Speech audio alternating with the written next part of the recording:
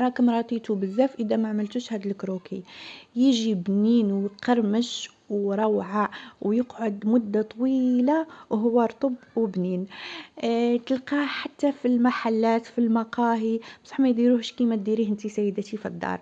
هنا عندك ثلاث بيضات وكاس سكر، نحركوهم مليح مليح ونزيدو لافاني. هنا كنت نصور في لافاني والكاميرا ما صورتش. ونزيدو بياض بيضه، يعني هكا 3 بيضات وبياض بيضه وافاني وكاس سكر.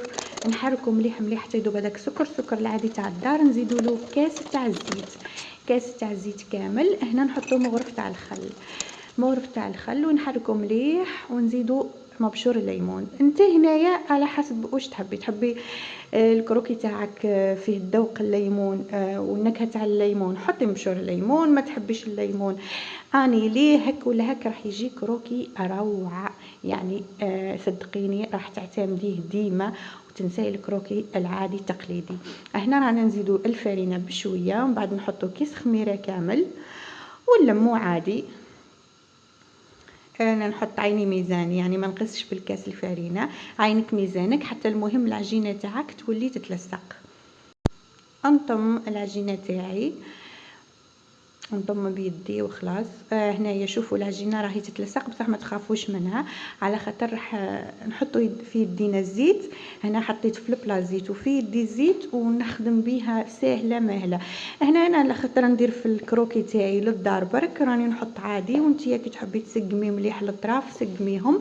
انا راني نحط عشوائي، انا نخدم كيما هاك نهز حربوش ونخدمه في يدي في نص البلا، بعد ما نحطوش فوق الطابله ونطرحو ونعاود نهزو، لا نحطو فوق البلا تاعي ونطرحو بيدي عادي بهذه الطريقه.